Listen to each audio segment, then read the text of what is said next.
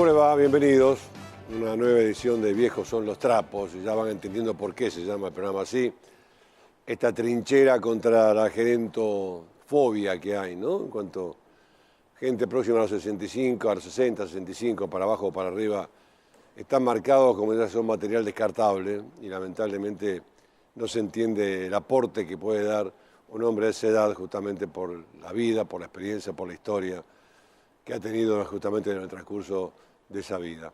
Bueno, nos toca hoy tres temas interesantes, desde el punto de cónyuges, o sea, entre marido y mujer, el tema puntualmente que vamos a tratar también con Juan Marconi, que es realmente a los chicos, a las generaciones, nuestros hijos, ¿les interesa lo que nos pasó a nosotros como padres? Lo que fue en nuestra vida, o la de sus abuelos, por ejemplo. ¿Realmente les interesa charlar con sus padres qué sacrificio tuvieron que hacer para que ellos tengan una vida determinada, mayor o menor, acotada a las posibilidades económicas, obviamente, que existen en la vida? ¿Pero les interesa eso? ¿O bien su vida? Pregunta con alguna duda. Con Alberto Marti también vamos a charlar temas médicos, obviamente, que hacen a la realidad de una generación, insisto, de personas mayores, que obviamente tienen una expectativa de vida mucho más amplia que antes. Antes un hombre a los 50, 60 años era un hombre próximo a la muerte. Hoy estamos en los 75, 80 años. Pero también, como decíamos con Alberto el otro día, en programas anteriores, esto es porque hay fierro de por medio, hay operaciones, hay medicamentos, hay avances de la ciencia que permiten justamente vivir más tiempo. El tema es vivir más tiempo y tratar de vivir mejor ese tiempo, con mejor calidad de vida. Y seguramente la temática de hoy va a ayudarnos a esclarecer un poco qué es lo que pasa con nuestro cuerpo. Este primer segmento en lo que hace a los cónyuges, a la forma de manejar la relación matrimonial respecto a los bienes, es un tema importante porque no solamente tiene repercusión en lo que hace la relación conyugal, sino también respecto a los hijos, sean los hijos chicos, adolescentes, o sean ya chicos mayores que tienen su propia familia, pero que al momento justamente de fallecer uno de los integrantes de la familia a nivel de abuelo, a nivel de padre, tiene una repercusión económica porque hay una herencia de por medio. Mucho se discute respecto al tema esposa-esposo. Yo creo que entiendan ustedes que cuando hay un fallecimiento de un integrante de la pareja, el otro no es en realidad un heredero puntualmente de los bienes gananciales. Los bienes gananciales son justamente los que obtuvo ese matrimonio a través de su duración, de transcurso de la vida, las cosas que se compraron en forma común y que automáticamente, por ser compradas cuando estaban casados, son gananciales. Esto no vale. Ella no trabajaba, trabajaba yo, o al revés. Que la mujer diga, yo trabajé, siempre lo mantuve, te vago. No importa. La realidad es que es bien ganancial y cuando se muere uno de los integrantes de la pareja, no es que herede. Estamos hablando de bienes gananciales, no los propios, después vamos a explicar qué es.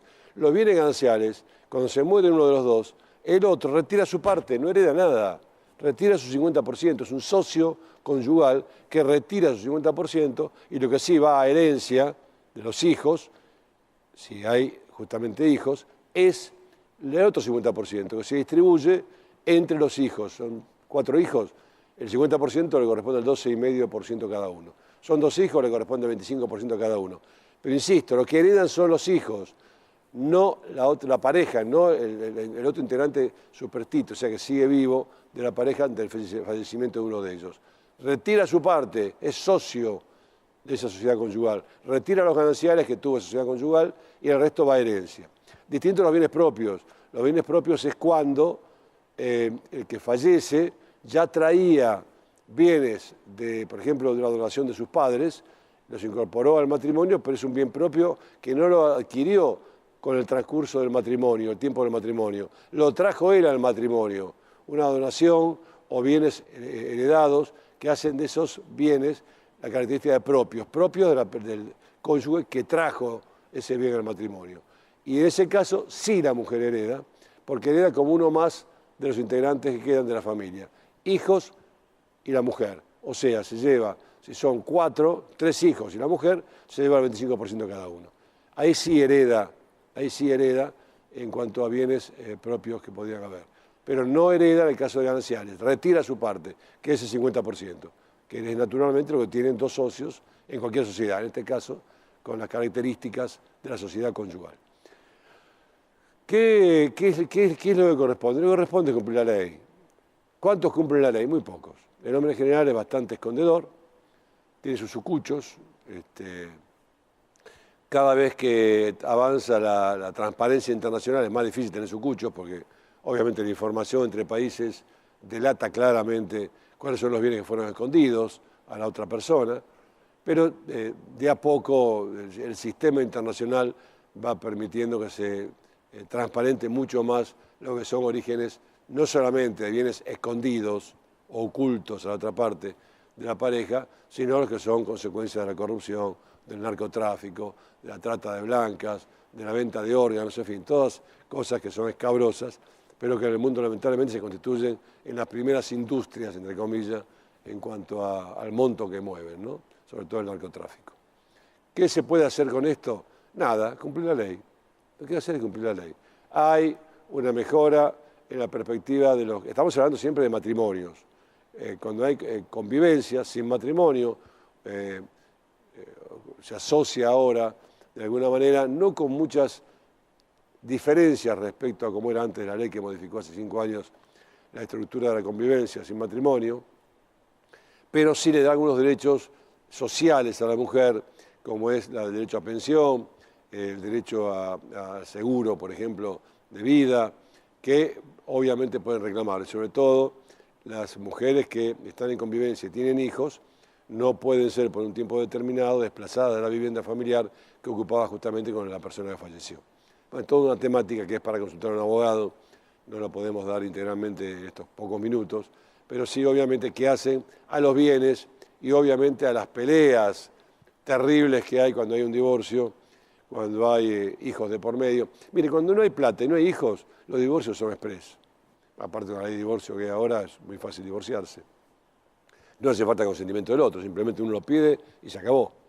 No importa lo que opine el otro. Hay divorcio y se acabó.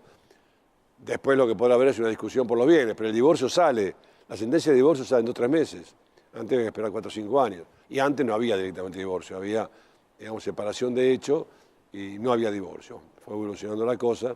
Hoy hay divorcio, aunque no haya separación de bienes. No se ponen de acuerdo con los hijos, quién va a tener la tenencia, no se ponen de acuerdo con los alimentos, qué va a aportar cada uno al sustento de los chicos. No hay de acuerdo con los bienes, bueno, está todo bien, eso sigue discutiéndose, pero el divorcio sale. Vos sos divorciado a 2 o 3 meses. Con lo cual queda claro esto, porque si no, antes lo que había antes era que no te daban el divorcio hasta que vos arreglaras el tema de quién tenía los chicos, cuáles eran los alimentos o cómo se repartía el dinero.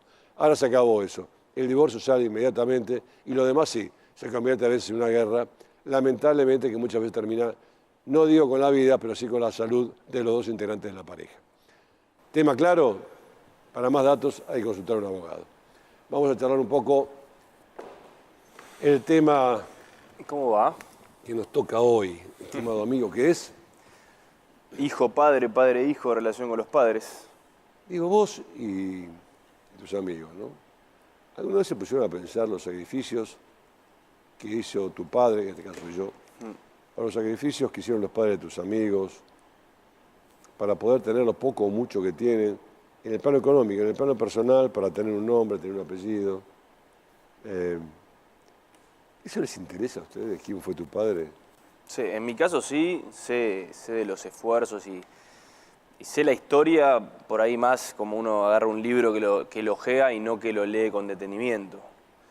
Muchas veces, ya a mi edad, a los 30, vemos a los padres más como hombre y mujer que como padres. ¿Qué quiero decir con esto? Que tanto con los aciertos como con los errores que hayan cometido, yo los veo como personas, digamos, con los mismos errores que puedo cometer yo ahora. Y diferencio eso. Antes era como, y bueno, ves, mi papá tiene la obligación de hacerme feliz, mi mamá tiene la obligación de hacerme feliz, y si tienen problemas o si tienen errores, no me tienen que afectar a mí, porque es su obligación que yo sea feliz. A ver, eso es un poco subjetivo, hay que entender cómo leer esa obligación, pues todos los padres desean, hablando genéricamente, que sus hijos sean felices, pero no por eso van a dejar de cometer errores. Entonces, yo creo que interiorizarse un poco más en la vida del padre o de la madre o de los 2 juntos le hace muy bien al hijo o a uno para entender muchas de las actitudes que los padres tienen para con nosotros, que afectan de una manera terrible. Cuando digo terrible suena negativa, pero quiero expresar más de que afecta realmente en las actitudes y los accionares de nuestros padres para con nosotros. Por eso también entiendo cuando los padres se sienten culpables tanto con sus padres, o sea, mis abuelos, o nuestros abuelos, y con sus hijos. Son como que están en una situación de culpabilidad constante de no le doy lo que mi hijo pretende y no cumplo con lo que mis padres también pretenden de mí. Entonces, yo sí logro entender el rol de padre y en este caso con vos, pero veo también que hay muchos amigos o muchas de mi generación, muchas personas de mi generación que no le interesan mucho lo que hizo el padre, pero lo viven como si fuese propio. ¿Qué quiero decir con esto?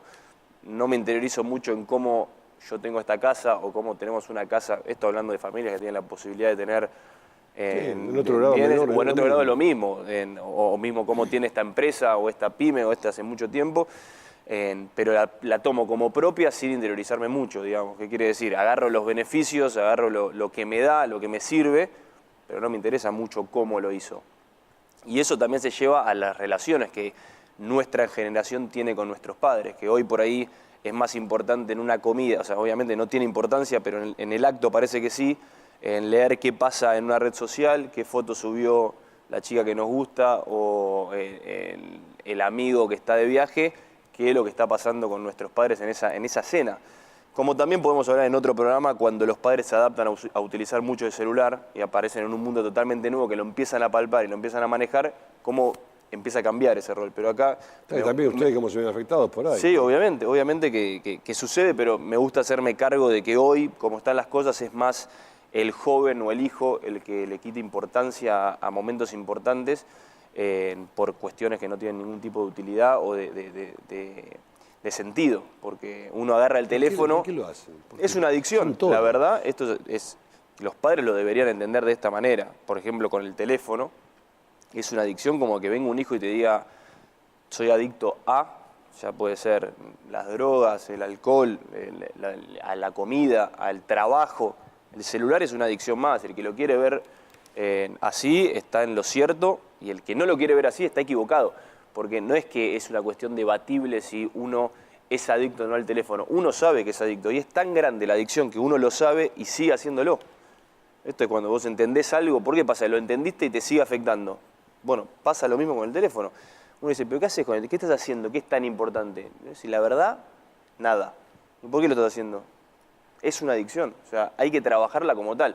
Parece, viste, uno habla adicción al teléfono, parece como que está quitándole valor o gravedad a las otras adicciones que nombré acá. Y no es así, es una adicción más. ¿Por qué? Porque cuando estamos en el auto agarramos el teléfono y vemos cómo la gente se mata en la calle con el teléfono y aún así, o un amigo cuenta, che, me la pegué con el auto, estoy internado, mirá, le pasó uno cercano, uno dice, le pasó a alguien que puedo ser yo. Pasan 2 o 3 días y te aseguro que seguís agarrando el teléfono para leer y leer, porque lo que pasa por ahí con gente de tu generación, que le sucede lo mismo, pero hablando por teléfono. Por ahí el que no se ayornó, no se adaptó, no tiene algo que es mucho más peligroso que hablar. Las dos cosas están mal, pero está comprobado que estar con la cabeza baja mirando una pantalla es mucho más peligroso que estar con el teléfono mirando para adelante. Las dos cosas tienen su gravedad y están mal realizarlas. Pero volviendo un poco a lo que tiene que ver con el programa de hoy, me parece que la frase de valoramos lo que tenemos cuando lo perdemos entra justo en lo que tiene que ver con nuestros padres, cuando empiezan a sentirse mal o empiezan a estar más grandes y empiezan a tener situaciones de salud, que uno dice, uy, está internado o le pasó esto, le pasa lo siguiente, le está pasando esto, empieza a parecer que le está pasando esto, uno empieza a interiorizarse más y decir, tengo que estar acá, y muchos lamentablemente lo ven como un peso. Lo ven como una carga, lo ven como, este se enfermó, no, pero mi viejo está mal, mi vieja está internada, ¿viste? No puedo ir a jugar al fútbol. Porque... Y es feo, Juan, la verdad que es feo. ¿Cómo? Hay un debate de época cuando nosotros éramos más chicos, nosotros, los hijos del divorcio. ¿Cómo afecta el divorcio en los chicos? En ustedes, en la generación de ustedes, vos sos un chico, sos un hombre, sí. Pero digamos, promedio, tus amistades, entre los 25 y 35, ¿cómo afectó el divorcio de sus padres?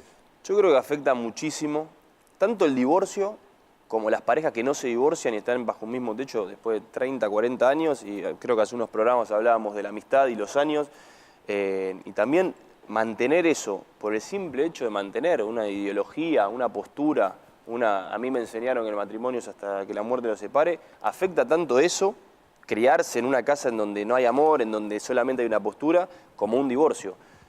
No voy a hablar de un caso puntual como es el mío de tener padres divorciados, separados, pero en lo general afecta, y esto es lo que quiero decir desde el principio, todo accionar de los padres, hasta con las mejores intenciones, afecta a los hijos, y esto también es indiscutible. O sea, una súper buena crianza, ¿qué es una buena crianza? La mejor educación, en regalos también, estar encima todo el tiempo, también afecta a la forma de ser de uno, que puede transformarse en un caprichoso, en una persona que ante la adversidad o ante la frustración no lo puede tolerar, sea algo importante o sea un partido de truco con unos amigos. Entonces, el divorcio afecta y mucho, sobre todo para mí en la adolescencia, digamos, cuando uno es consciente de lo que está pasando, digamos, ve el antes, el durante y el después, con conciencia. A mí me parece que es en donde más afecta, esto lo hablo por el grupo cercano, ¿no? En donde uno toma actitudes y se ve afectado, ¿por qué? Uno vio a su madre llorar mucho tiempo, entonces después ve a una novia llorar y le genera eso, y esto es psicológicamente hablando, digamos, y mil situaciones adversas, o si el padre fue agresivo y vio momentos de agresividad para con su madre, el pibe por ahí sale agresivo, o como también puede pasar que salga todo lo opuesto. Lo que sí es indudable es que afecta. Pero no por eso uno le va a caer al padre y decirle, vos porque te divorciaste, pero es lo que te decía antes. Hay que ver a los padres como hombre y mujer también. Hay que hacer ese ejercicio, son personas.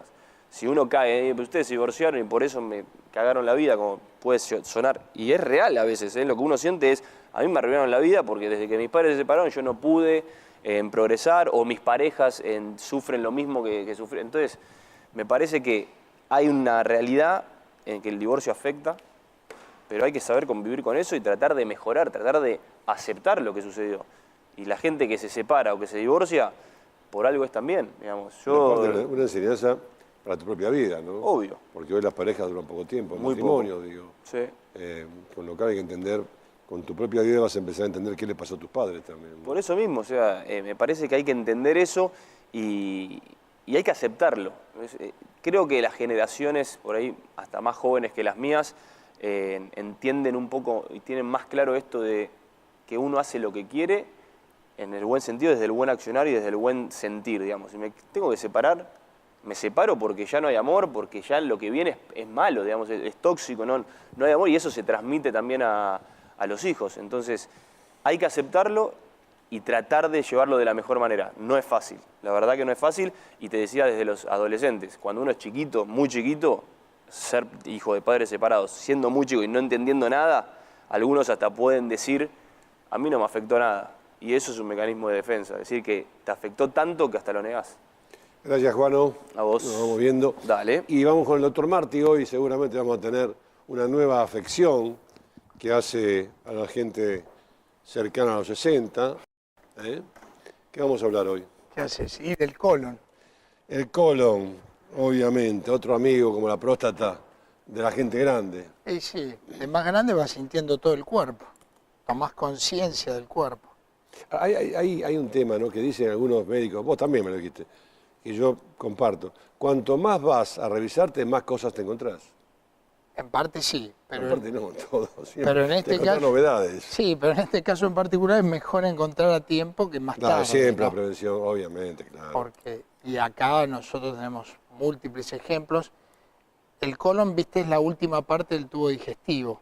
Es el intestino grueso que se llama. Y termina en el ano, ¿no? Y normalmente es el reservorio de la materia fecal y se absorbe líquido allí, ¿no? Pero también es reservorio de bastantes patologías, muchas muy comunes, las hemorroides, por ejemplo. Es el tema de otro programa. Los divertículos. Divertículos.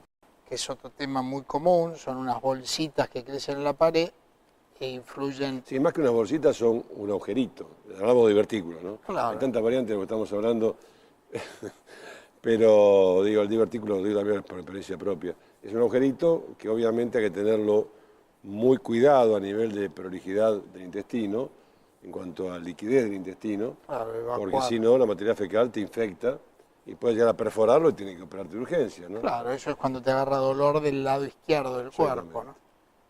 ¿no? Y después tenés algo muy, muy común que es el colon irritable, ¿no? Que tiene mucho que ver con los alimentos que fermentan y te da como un estado de dolor, de cólico en la panza, muy influido con los alimentos que fermentan, por ahí más en las mujeres que en los hombres, y que te da constipación y diarrea, ¿no?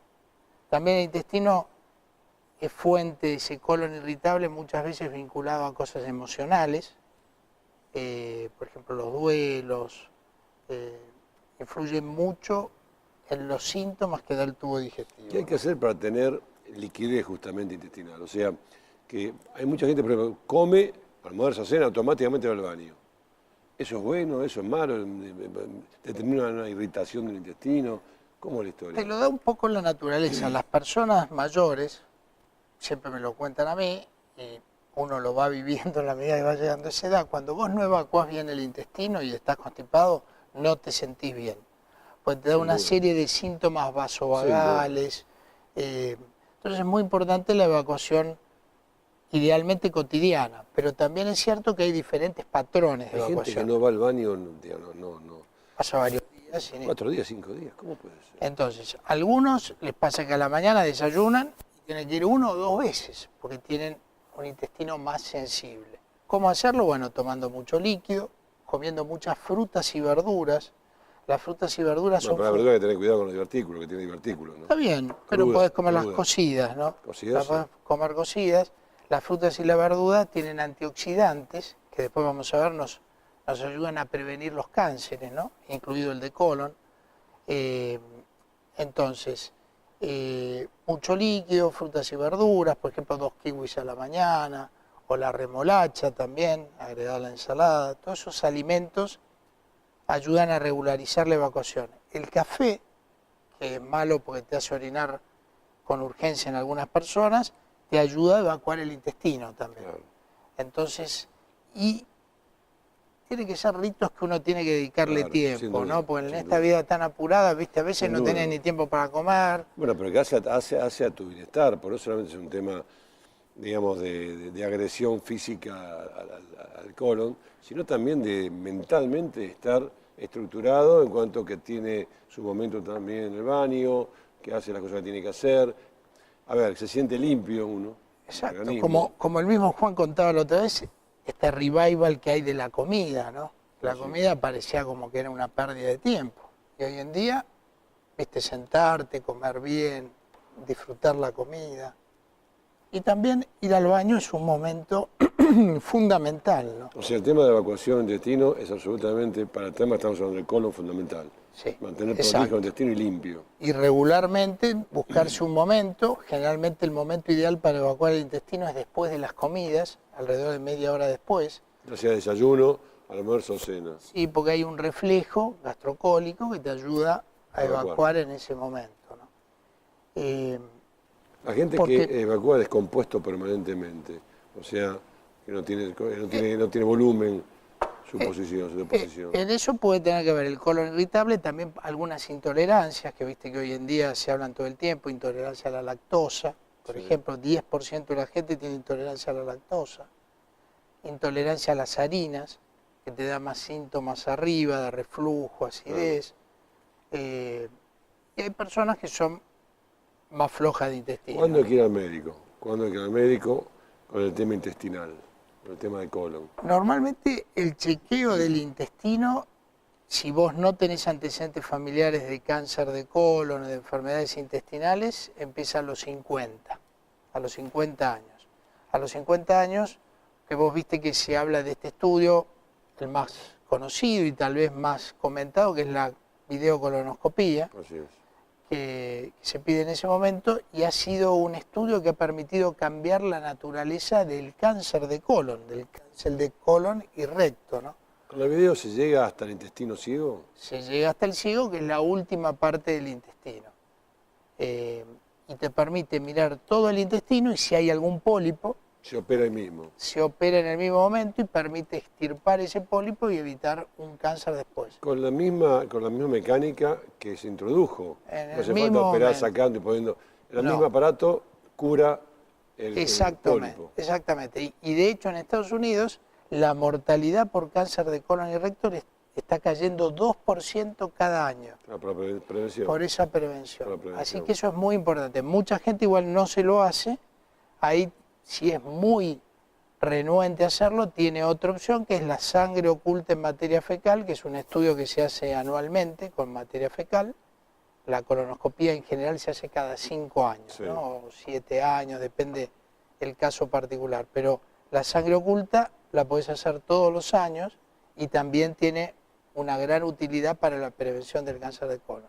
O sea que a nivel de ya llegar a una instancia mala, que es un cáncer, ¿qué posibilidades que hay con el tema del colon? ¿Cómo sigue la historia en 2 minutos cuando hay que operar por un cáncer de colon? Los cánceres que se diagnostican por videocolonoscopía, el 90% siguen vivos a los 5 años. O sea que ese es un parámetro muy importante. Y de hecho yo tengo muchos pacientes que les han sacado el pólipo, me han llamado llorando, dicen, no, acá dice cáncer en el pólipo, pero el pólipo tenía la base libre, o sea, se curaron en el mismo momento, ¿no? No había metástasis, digamos.